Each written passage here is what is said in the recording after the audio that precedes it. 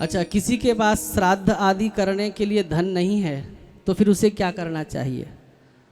अगर धन ना हो तो लिखा है कि तस्मात् श्राद्धं नरो भक्त्या शाकैरपि यथा विधि।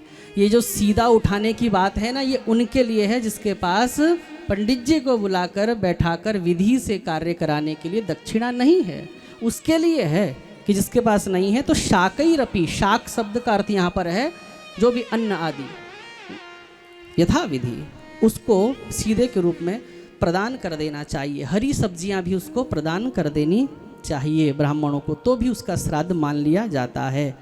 और मेरे पितरों का श्राद्ध आ रहा है, मन में दीन भाव आ जाए कि मेरे पितरों का श्राद्ध आ रहा है, मेरे पास इतना धन नहीं है, धन का अभाव है, बहुत अधिक परिश्रम करके धन कमाकर, रात दिन मेहनत करके जो धन कमाता है, जिसको हम हार्ड वर्किंग कह सकते हैं, मतलब हार्ड वर्क करके धन एकत्रित करके जो श्राद्ध कराता है, तो पद्म पुराण कहता है कि करोति पितृ कार्याणि ततो लक्ष गुणम भवेत। फिर उस श्राद्ध का जो फल है लाख गुना बढ़ जाता है। इसने बहुत मेहनत के धन से श्राद्ध कर्म कराया। मान लिया श्राद्ध के लिए धन नहीं है तो आपने सोचा 4 अंगूठी हाथ में पहनी है, चलो एक अंगूठी बेच दो। जब पहले दिन सही थे तो 4 अंगूठी पहन ली, अब दिन खराब चल रहे हैं तो 4 में से एक निकाल दिया और बेच दिया, तो उसके लिए लक्ष गुणम भवेत। फिर उस श्राद्ध का जो फल है वो लाख गुना बढ़ जाता है। और यदि किसी भी प्रकार धन ना हो, परिश्रम करने के बाद भी धन ना हो, तो पद्म पुराण में एक कथा आती है, जरा ध्यान से सुनिएगा, बहुत सुंदर कथा आती है कि एक व्यक्ति अत्यधिक धन के अभाव से ग्रस्त था। श्राद्ध की तिथि आ रही थी, कुतप काल निकलता जा रहा था, लेकिन पैसा नहीं था। श्राद्ध आ गया और कुतप काल निकल रहा है, शुभ मुहूर्त निकल रहा है श्राद्ध करने का। अब ये कुतप काल क्या होता है ये भी जरा समझ लीजिए। कुतप काल, कुतप काल कु का अर्थ होता है कुत्सित, अर्थात पाप। तो पाप को जो नष्ट कर दे वो जो समय होता है उसको कुतप काल कहते हैं। जिस समय श्राद्ध करने से पितरों को अति प्रसन्नता होती है कुतप काल में। ये कौन सा काल होता है? तो देखो, दिन का 8वां मुहूर्त कुतप काल कहा जाता है। 48 दिन का 8वां मुहूर्त 48 मिनट का एक मुहूर्त होता है। और गर्मी सर्दी सूर्योदय में परिवर्तन आ जाता है। सर्दी में सूर्योदय विलंब से होता है, गर्मी में सूर्योदय थोड़ा शीघ्र होता है। तो ऋषियों ने फिर एक निर्णय कर दिया कि प्रातः काल 11:36 से 12:24 तक का जो समय होता है, कितना 11:36 से 12:24 तक का जो समय होता है, ये कुतप काल कहा जाता है। इस समय श्राद्ध करने पर पितरों को बहुत अधिक प्रसन्नता होती है। ये बहुत शुभ मुहूर्त माना जाता है। बोलो राधे राधे।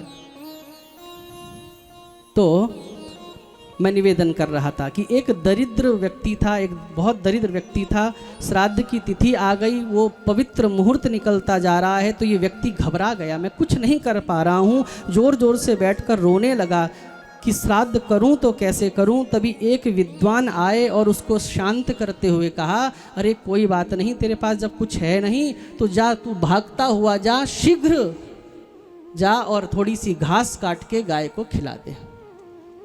और ये दौड़ता हुआ गया, थोड़ी सी दूर्वा आदि इसने काटी और शीघ्र ही गाय को खिला दिया। और पितरों के नाम से जब गाय को खिलाया तो वह दौड़कर जब घर गया, घास खिलाया, तो इस श्राद्ध के फलस्वरूप उसको देवलोक की प्राप्ति हुई। भगवान बड़े प्रसन्न हुए। होने पर कोई दे तो कोई बड़ी बात नहीं है, लेकिन न होने पर भी आप दे रहे हैं, ये बहुत बड़ी बात है। तो क्या लिखा है, पद्म पुराण की कथा है ये, कि उसको इतना पुण्य हुआ घास खिलाने का कि एतत पुण्य प्रसादे न गतौ सौ सुर मंदिरम। वो इस पुण्य के प्रभाव से सुर मंदिरम गतौ, देवताओं के मंदिर अर्थात उसको देवताओं का लोक प्राप्त हो गया। बोले भक्तवत्सल भगवान के।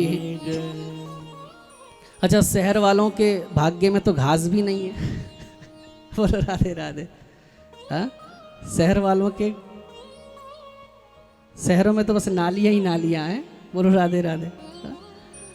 तो ऐसी स्थिति में क्या करें? तो आपके लिए भी जहाँ खेत खलियान नहीं लहराते,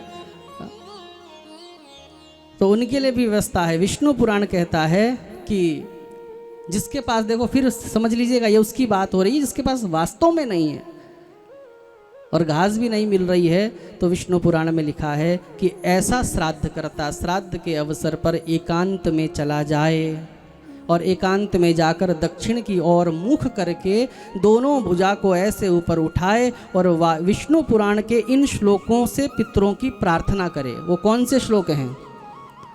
कि न मेस्ति वित्तं न धनं च नान्यत् श्राद्धोपयोग्यं स्वपितॄन् तोऽस्मि तृप्यन्तु भक्त्या पितरो मयैतो कृतो भुजौ वर्त्मनि मारुतस्य। विष्णु पुराण कहता है वो नेत्रों से 2 बूंद आंसू के गिरा दे और अपने पितरों का स्मरण करते हुए, जीवित जब उसके पिता थे कैसे उसके पिता उसको कंधे में बैठाकर मेला लेके जाते थे, कैसे उसके पिता उसको उंगली पकड़कर चलना सिखाए, अपने माता पिता का स्मरण करे, उनके एहसानों का स्मरण करे। क्या कुछ नहीं किया मेरे माता पिता ने, सर्वस्व का त्याग कर दिया, अपना सारी जवानी हमारी प्रोग्रेस के लिए निकाल दी, आज वो हमारे बीच में नहीं है। इस भाव के साथ अपने पितरों का स्मरण करते हुए कहे कि आज मैं दीन हूँ, आज मैं हीन हूँ, मेरे पास देने के लिए इतना कुछ नहीं है। न मेस्ति वित्तम, न तो मेरे पास वित्त है, न धनम च चान्यत, न तो मेरे पास धन है। श्राद्धोपयोग्यम, आपके लिए श्राद्ध के योग्य देने के लिए मेरे पास कुछ नहीं है। तृप्यन्तु भक्त्या, बस आपके प्रति मेरी भक्ति है, श्रद्धा है। पितरो मयैतो, हे मेरे माता पिता, हे मेरे पूर्वज, कृतौ भुजौ, मैंने जो ये दोनों भुजाएं ऊपर की हैं, जो मेरे अश्रुपात हो रहा है, इन आंसुओं को ही अपना तर्पण समझ लेना। और लिखा है कि वास्तव में उसके वो आंसू तर्पण का ही काम करते हैं, क्योंकि श्राद्ध कर रहे हो लेकिन श्रद्धा ना हो, फॉर्मेलिटी हो, तो फिर ऐसे श्राद्ध का कोई लाभ थोड़ा ही है। और श्रद्धा हो तो आंसू ही तर्पण बन जाते हैं, आंसू ही समर्पण बन जाते हैं। एक व्यक्ति बड़ी श्रद्धा से अपने माता पिता का श्राद्ध कर रहा था हरिद्वार कुशा घाट में। तो दूसरे व्यक्ति ने, उसके मित्र ने पूछा, तू ये क्या कर रहा है? तो उसने बोला, मेरे माता पिता चले गए, मैं उनके लिए श्राद्ध कर रहा हूँ। तो उसका दोस्त पता है क्या बोला? मेरे माता पिता मरेंगे ना तो मैं भी उनके बड़ी श्रद्धा से श्राद्ध करूँगा। अरे वो तो जीवित है, अभी उनको क्यों मार रहा है? मेरे माता पिता बोले पहले मरे तो सही, मैं भी बड़ी श्रद्धा से करूँगा।